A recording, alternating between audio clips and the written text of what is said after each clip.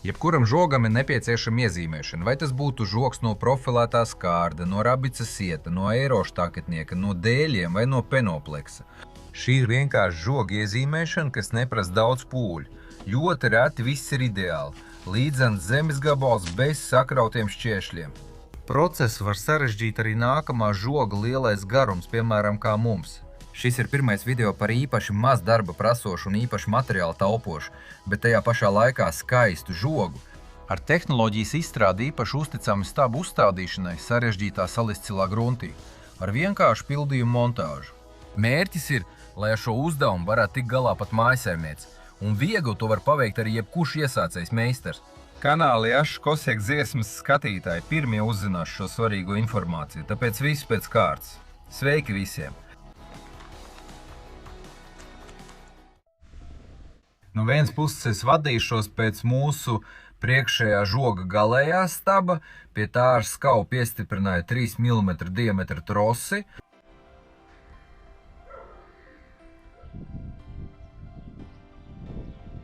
No otras puses, pie staba, kur pieņēma par stūra stabu, izdevās pieskrūvēt profilu cauru uz gabalu ar piestiprinātu rullīti. Rullīts man palīdzēja panākt labu troses nostiepumu, cik vien tas iespējams veselu 50 metru garumā. Trose, atšķirībā no dažādām auklām un virvēm, praktiski nestiepjas, un tieši tas man ir vajadzīgs. Lai panāktu nepieciešamo garumu, trose nācās pat savienot ar troses skavām. Tad man bija nepieciešams karabīns un svērtenis. Svērteņu diegu ar vienkāršu cilpu savienoja ar karabīnu. Karabīns viegli pārvietojas pa trosi. Cilpa ļauj ātri un viegli mainīt svērteņu diegu garumu. Vajag tikai vienlaicīgi viegli pavilkt aiz abiem diegiem.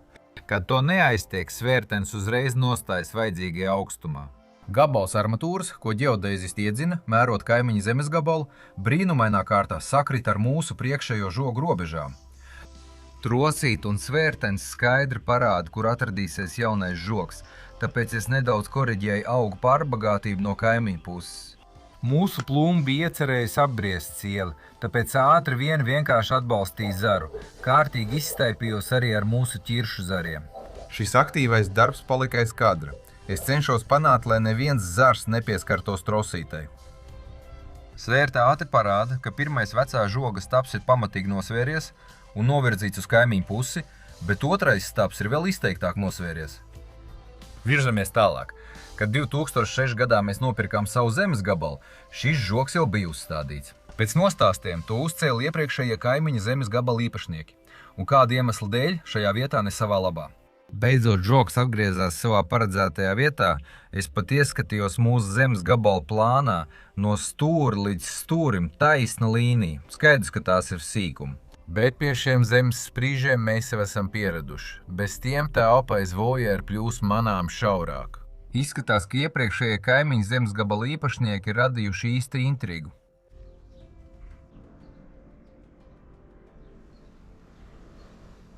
Diegs skaidri parāda, cik ļoti gadu gaitā vecie stabi ir novirzījušies no vertikālas, jo mūsu augsne nav no vienkāršākajām.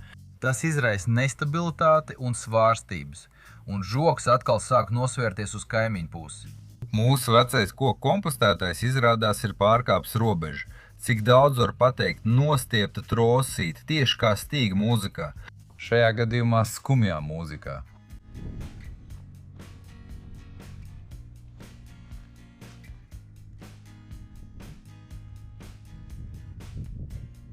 Aiz kompostētāja žogs arī nedomāja atgriezties. Izrādījās, ka mūsu milzīgā pļava tagad pa pusē pieder kaimiņiem. Par kompostētāju no putuplasta arī uzkārās svērtenis. Par laimi to pārvietot ir vieglāk nekā koku kompostētāju.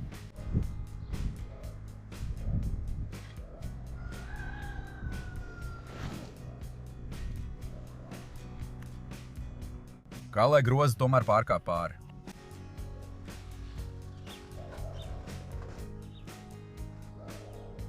Un šie pirmie uzziedējušie narcisi aiz mūsu āra tualets no putuplasta sanāk gandrīz pilnībā kaimiņi, pat priekšpēdējais stabs pārkāp pāri. Bet ja tros nedaudz novirs, tad mums viss kļūst daudz labāk. Narcisis atkal ir mūsējās. Es sāku aizdomāties un aicināju kaimiņus uz apspriedi. Neviens precīzi neatcerējās, ko šajā vietā bija nomērījuši ģeodēzisti. Bet apspriežoties nolēmām par pamatu ņemt nevis biezo stabu, pie kuras biju piestiprinājies, bet mazāko, kas slēpās aiz tā. Tieši no tā sākas stipri šķībie žoks, kas atdala kaimiņus no otras puses. Tā kā piestiprināties pie vajadzīgā staba bija problemātiski, es veicu korekcijas jau esošajā konstrukcijā. Šķiet, ka tie ir tikai kādi 7–8 centimetri, un narcisis jau vairāk ir mūsējās, nevis kaimiņi. Komposters no putuplasta robežu nepārkāpj. Ja saspringtais trosi kā stīga izdod skaņu, tad tagad tās mūzika būtu kļuvusi jautrāka. Man noteikti. Milzīgā pļava tāpat daļai pieder kaimiņiem, bet koka komposteris ar vienu stūri precīzi atrodas savā teritorijā, un gandrīz vai ar otru arī. Ja mazliet piezāģēt, viss būs kārtībā, bet ja nopietni komposteris jebkurā gadījumā nāksies pārvietot un augus pārstādīt. Kā pirmo stabu izmanto šķieģeļa stabu no mūsu priekšējā žoga.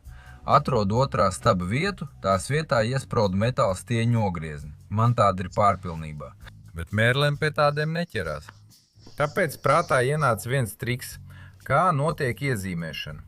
Ar mērlenti nomēra nepieciešamo attālumu starp nākamajiem stabiem, un svērtens rāda līniju, ar kuru jāveic mērīšana. Parasta troses projicēšana uz zemes, kā to darīja senāk. Viss būtu pavisam vienkārši, ja būtu iespēja nostēpt auklu tieši virs zemes, bet tam vispirms jādemontē 50 metru vecā žoga. Pārvietot kompostētājs, pārstādīt visus augus, tādējādi uzreiz iesaistīties lielā cīņā.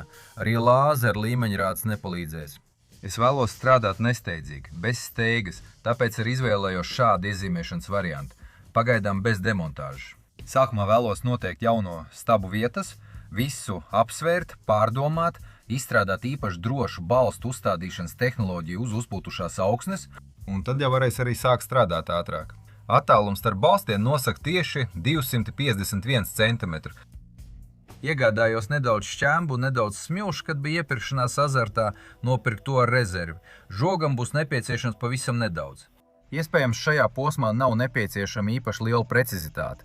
Ar urbi tiks izurbti caurumi, kas noteiktās robežās ļaus koreģēt stabu novietojumu. Runā, ka tieksme pēc augstas precizitātes pat esot kaut kāda neveselīga diagnoze, bet tad iznāk, ka vislielākie slimnieki ir vācieši un japāņi.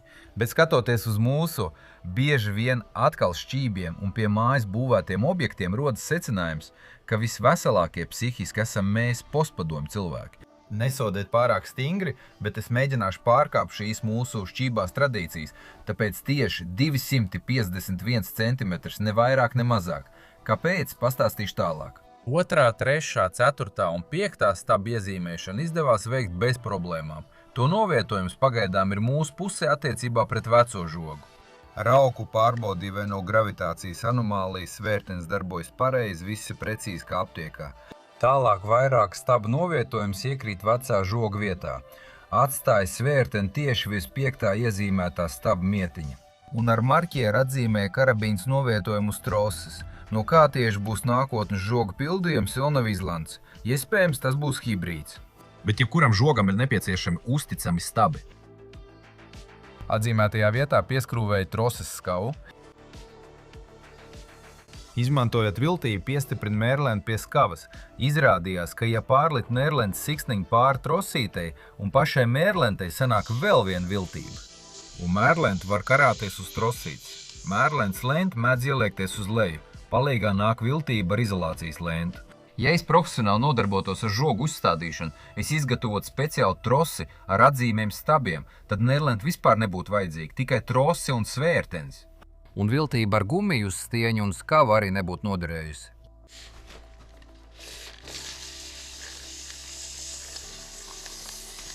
Mana garākā 10 metrus garā mērlenta bija tieši pietiekama. Tikai pēc 10 metriem nekas vairs netraucēja iedzīt mietiņu. Pie 10 metriem es pievienoju vēl 4 cm, 10 metru un 4 cm dalīt ar 4, dod kāroto 251 cm. Līmlēns lifehacks vairs nav vajadzīgs. Tādējādi es pagaidām izlaižu 6., 7. un 8. stabu un uzreiz atzīmēju 9 stabu. 9 stiems tiek iedurts zemē, orientējoties tikai pēc svārsta. Karabīns šajā laikā ir novietot uz atzīmes trosē. Nākamais stabs trāpīja tieši metāla lūžņu slēptuvē, par kuru bija sen aizmirsis. Kā teica Josifs Staļins, dzīvot ir kļūst labāk, dzīvot ir kļūst jautrāk. Tā arī ir. Metālu nodot nav nepieciešams. Un, ja godīgi, pēdējo reizi metāla lūžņus es vācu vēl padomju skolā, turklāt pilnīgi bez maksas. Izvēlējos šo slinko iezīmēšanu pagaidām bez demontāžas, jo sākumā vajag izdarīt kaut ko taisnu, no kā varēs droši atspērties. Vispirms vēlos uzstādīt galējos stabus un dažus pa vidu, kas sadalīs 50 metrus mazākos posmos. Koka kompostētājs traucē nākamā staba iezīmēšanai, tāpēc tas pagaidām arī tiek izlaists un tiek novietots nākamais.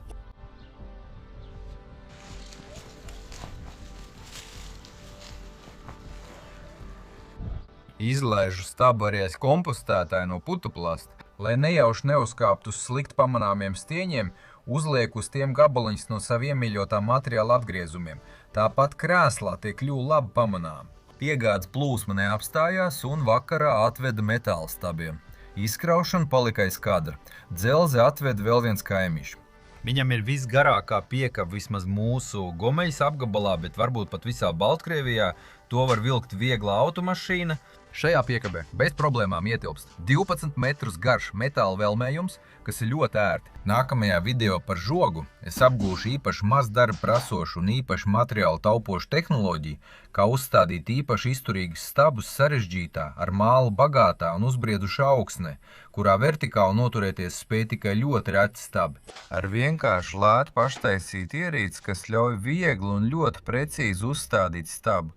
Tāpēc ar šo uzdevumu varēs tikt galā pat mājasēmniece, bet mēs, mājas meistari, jo īpaši. Šo stabu vertikālo novietojumu laiks nespēs ietekmēt. Tāpēc lieciet lielu īkšķu uz augšu, abonējiet kanālu Jašas Kosiek dziesmas, abonējiet YouTube, VK grupu, TikTok un Zen, viss saites ir zem video. Nospiediet arī uz zvaniņa, un tad jūs noteikti saņemsiet paziņojumus. Lai miers valda visā pasaulē. Paldies!